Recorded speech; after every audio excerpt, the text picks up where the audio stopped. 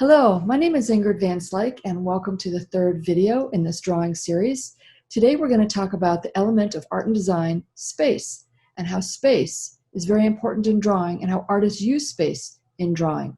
First, I'd like to show you some slides, and then I'm going to show you a short video, and we'll get started.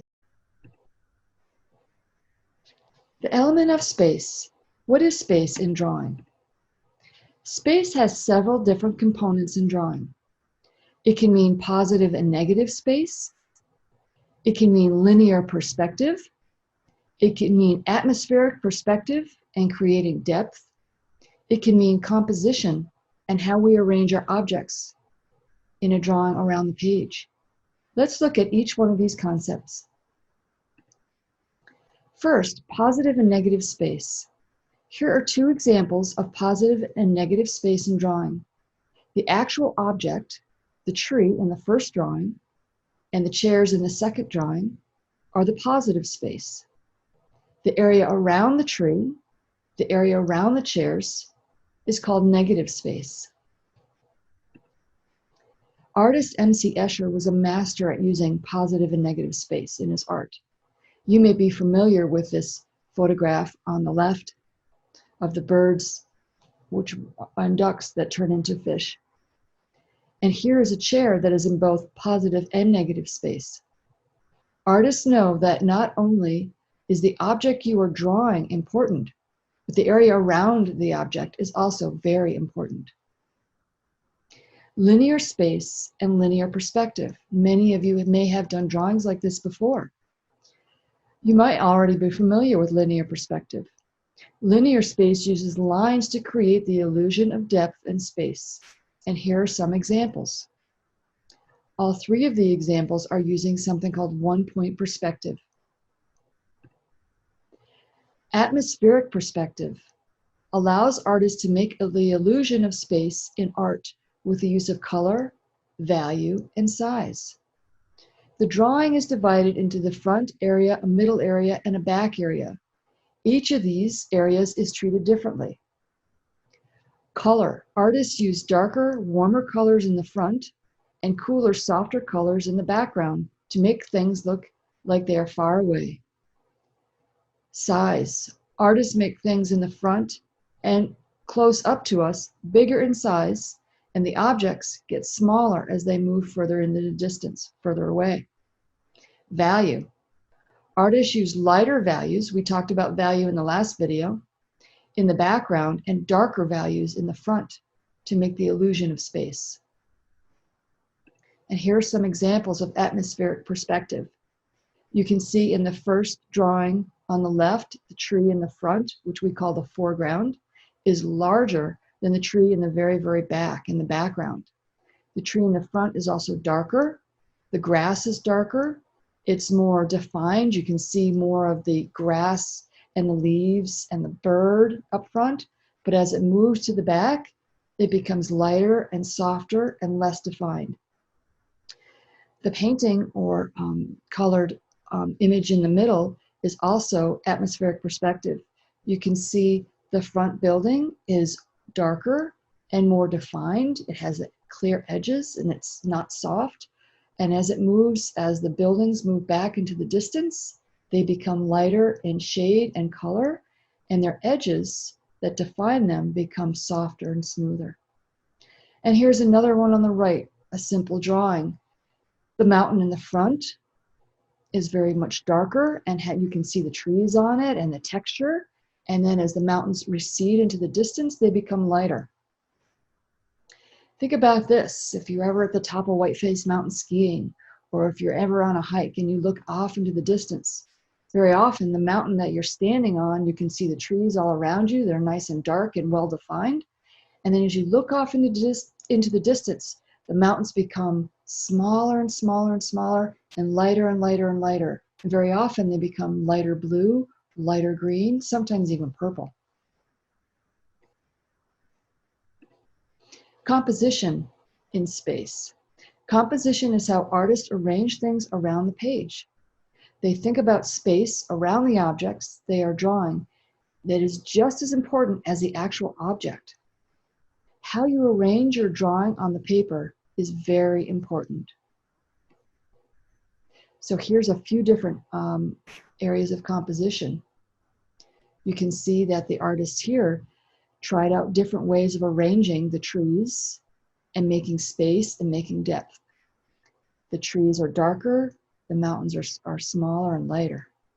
So those are some ways that artists use space in drawing and painting and any other type of art that they make. It's very important to think about the space around what you're drawing and not just the object that you're drawing.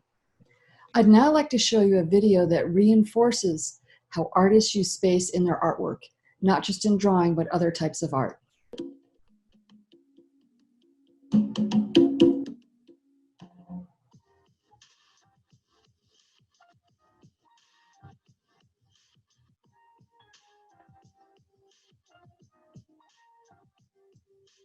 Space is always part of an artwork, sometimes in multiple ways.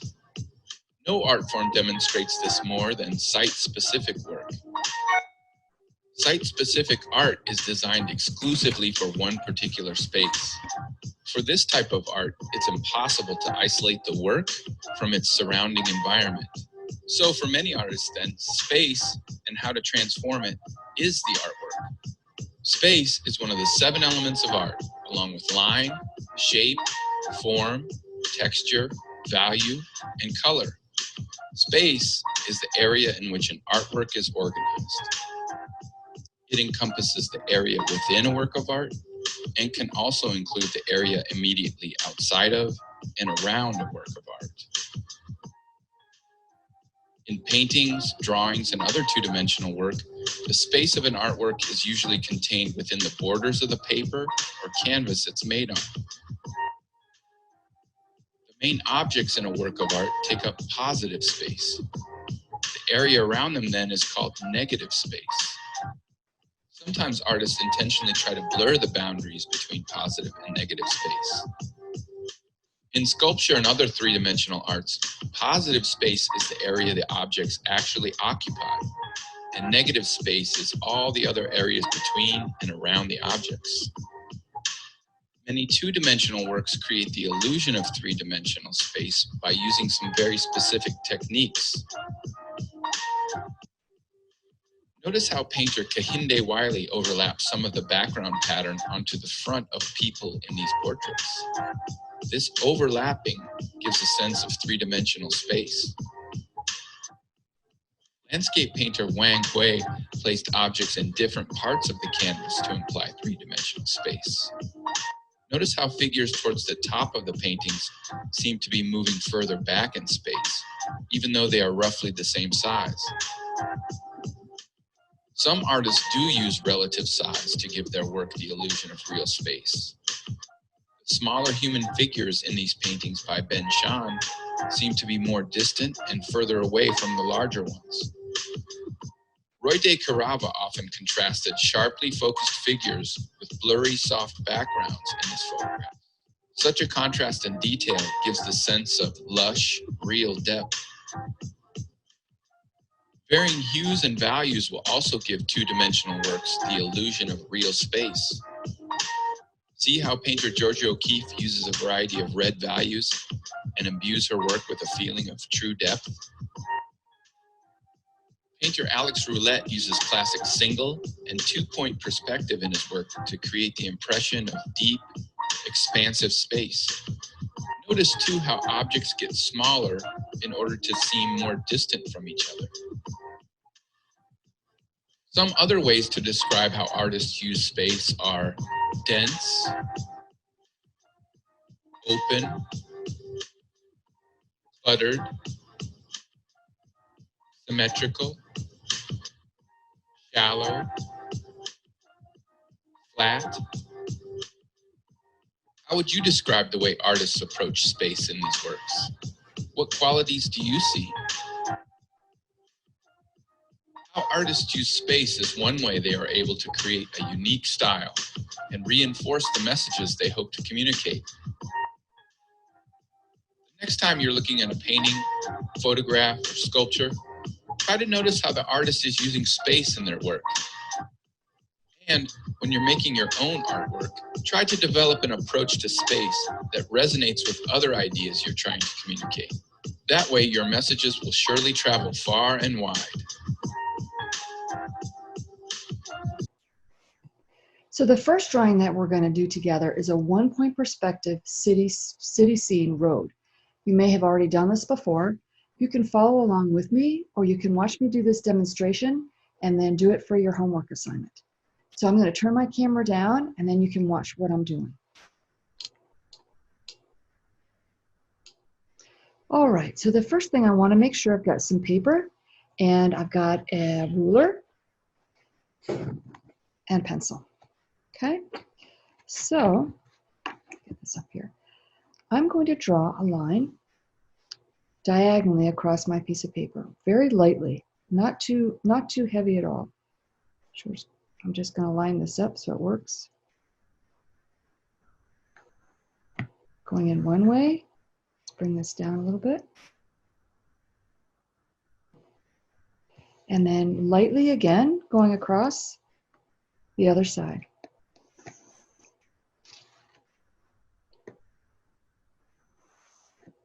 Okay, so now what we're going to do, and I can outline it with a pen also when I'm done so you can see it better. I'm going to start here and where the X meets. Make sure you can see this. Okay. I'm going to draw a vertical line down, kind of like I'm starting to draw a little box. Just draw a line down like that where the X meets.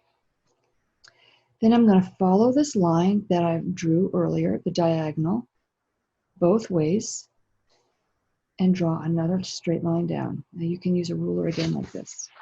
So basically you drew a line here, vertical, then you followed along the X's that you made and drew another line. So it's kind of like a box right there. All right. Then I'm going to take my ruler and draw a line out horizontally at the top and another one out horizontally at the bottom, so that it looks like this. So you start with this little box area, and then you're drawing a horizontal line at the top and one at the bottom.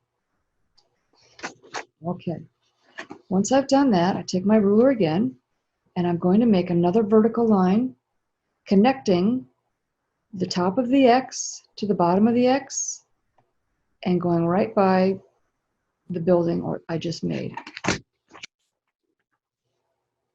This line right here. So you're starting here, then you're drawing horizontal, horizontal, then you're going with another vertical. So this will eventually be a pattern. Start with vertical, align it, another vertical, horizontal, horizontal, and another vertical. Okay. So again, just like the first one, I'm going to follow along the X that I made in the beginning, and do just the same thing I did for my first kind of box, I should say. This shape is the same as this shape, it's just a little bit bigger. So you're repeating this shape over here. You're drawing the line, and you're following the line along those X lines, and you're making another vertical. All right? Then what do you guess? I'm going to do another horizontal. These can be any size you want, depending how big your buildings are going to be. And then once again, bring it from the top of the line to the bottom.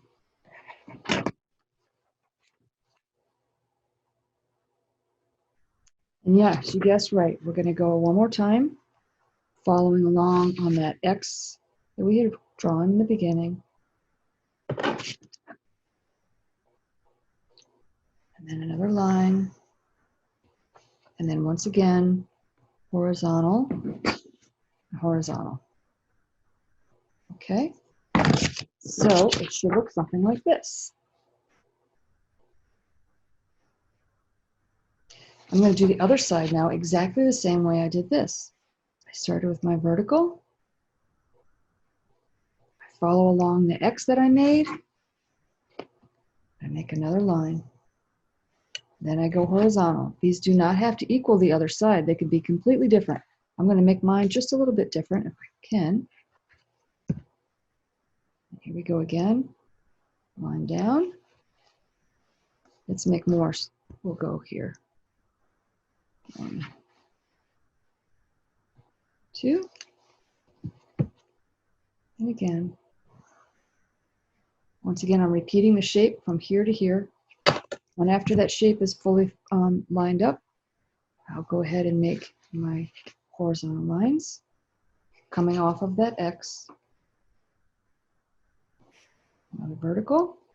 Follow along again on the X lines that you made. Complete that shape. And then once again, you're going to do horizontal and horizontal. Now you might see some things that are kind of shaping up here. Right? So now what I'm going to do, this is a road. Remember we talked about things in the distance are small, and as they come to the front, they get bigger. So this is going to be a little road. I'm going to make those lines in the middle of a road get bigger and bigger. This one could even get a little bit bigger. Okay. I'm going to make a little sidewalk by taking my one point here, my vanishing point, and bringing it, it gets longer, bigger at an angle as it comes forward. And I'll show this to you. So there we've made a road with a sidewalk. Those are my buildings, you see. Now we can do a few things. Let's make some windows.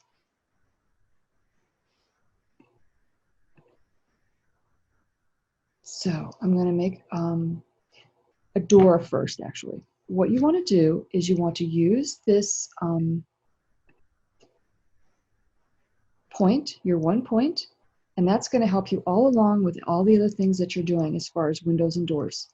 So take your ruler and put any of the end of it on that little point, okay, and keep it there. Now, I know that right here and right here are good places for my door to start. This one's really tiny over here. So I made some marks here, and they're all lined up with that point, okay? Everything will be lined up with that point. So this is linear one-point perspective. Space in drawing. We're making something, we're making an illusion that there's a little city here and there's a little road.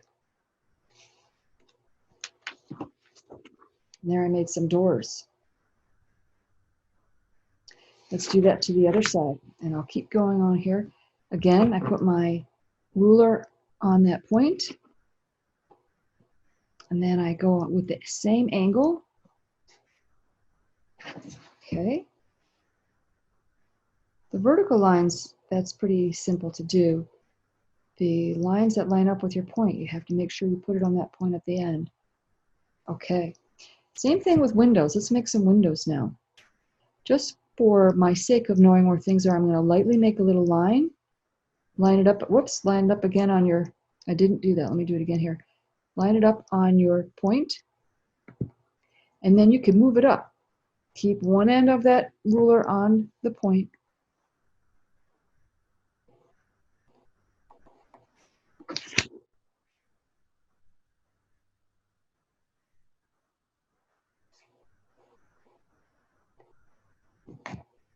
See if I can go even more. Oh, that'll be good. So I made some lines. You can see right here. All right. And then I can make them a lot of windows.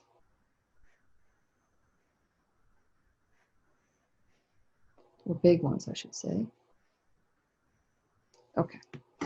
So you know how to make windows and doors. Now, let's say, for instance, we wanted to add trees. The trees in the front would be larger than the trees in the back. So let's just say we add a few trees. Branches first I'm going to add, and then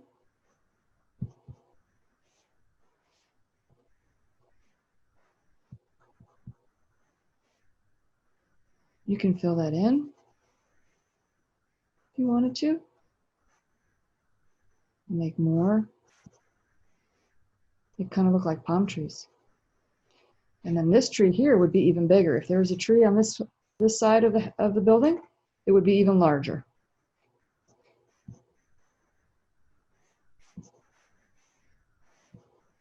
I make funny trees. And then as they go down the street, they get smaller. And really small down there. All right. Now you could do clouds also. Let's show you the trees. See, the trees start out bigger and they get smaller as they go. Clouds also, near the horizon, this is where our horizon is, they're going to be smaller, thinner clouds. Then as they come closer to us,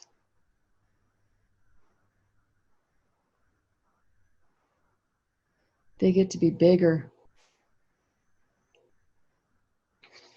further up in the sky. Let's put one right over here.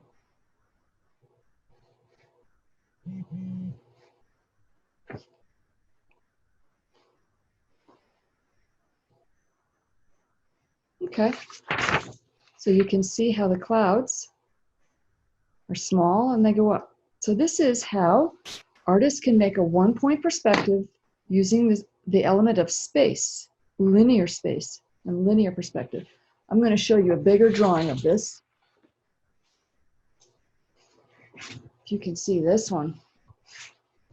This was done in the same way, but it's just been given more time and attention.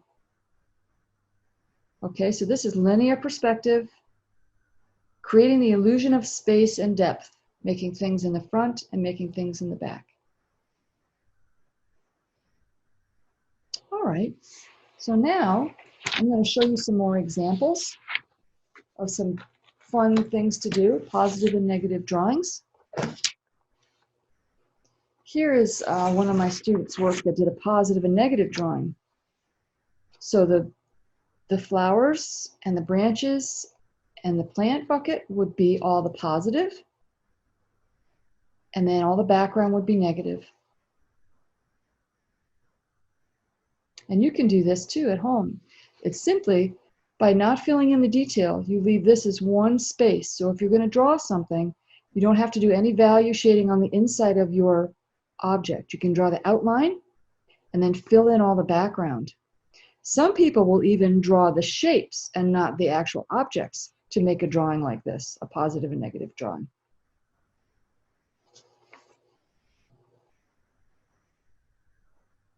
So the next type of drawing we're going to do is a positive negative drawing called a Newton.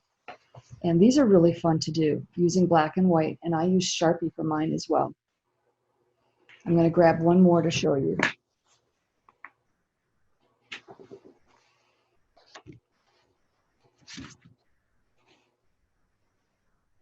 Okay, so you'll notice here you're using black and white, and that the first thing you're going to do is going to create a box, and everything inside the box is going to be white with a black background. Everything outside of the box, white background, black image.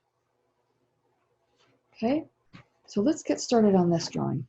Once again, you're going to need your ruler, and I'm going to draw a square for you.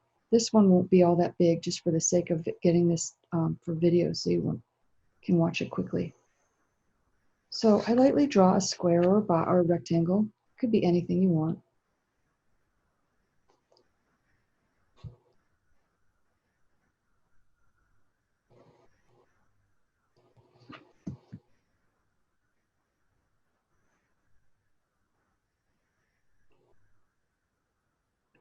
So I drew my square, and now I'm going to draw shapes along the outside border. They could be anything you want them to be. So I'm going to make this one wiggly. And then I'm going to mimic it on the inside of my square. So it's the mirror image.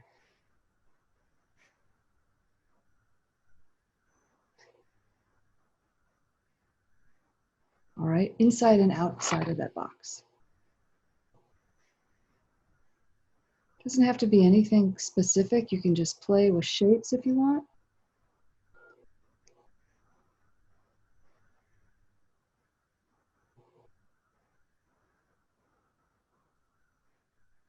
This one might even come outside too.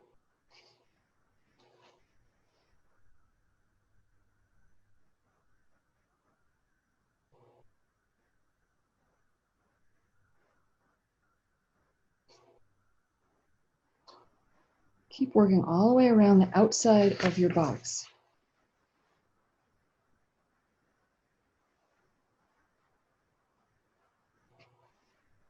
And just make sure you can kind of create the same form on the inside. And if not, that's okay. Let me try to make some type of a star one here.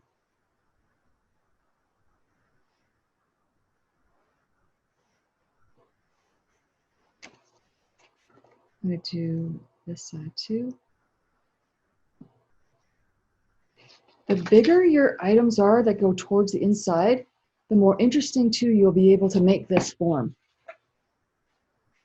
So let's try something that is kind of rounded.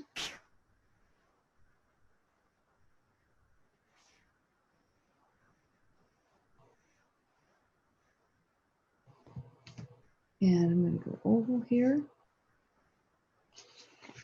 And maybe I can bring something into the middle. So how about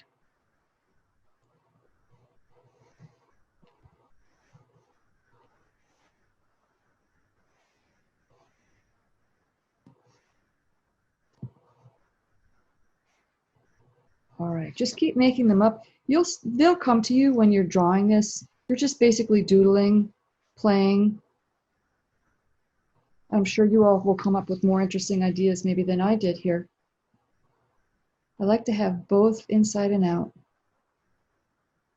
Okay, now here comes the fun part. Everything inside the box that's not a shape, you're going to color dark, black, or white. I mean, or a color, doesn't really matter. Blue, red. Just make sure you have a Sharpie that works. There we go, that's better.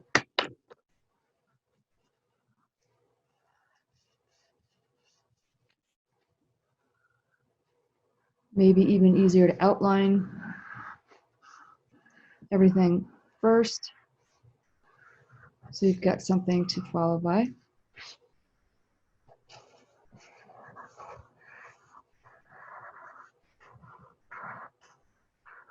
All my shapes that are inside the box, I want to leave white. So I don't want to fill those in with Sharpie.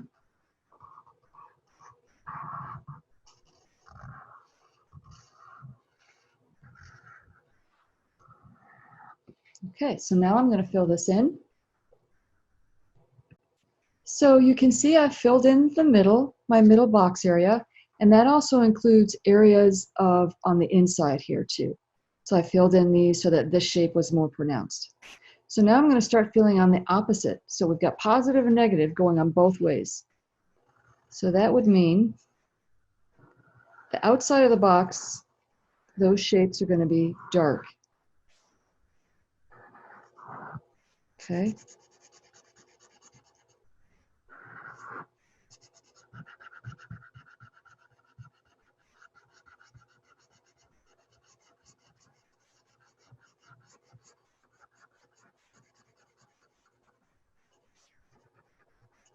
So you see how I'm just filling that in.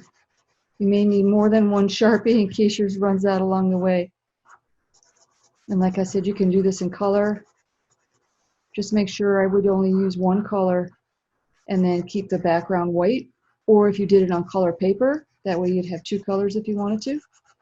So then I'm going to go ahead and fill in all the outside as well so you can see what it looks like fully finished. All right, so here's our new tongue. I've done both positive and negative. Remember, the inside of the box is black, your shapes are white, and on the outside, make sure you leave enough room around to build the shapes on the outside. It's the opposite. So positive and negative drawing in our space unit here. And remember, you can make a really big one too. This one's quite large, really fun. So have fun with those two drawings, and we're going to be showing you one more.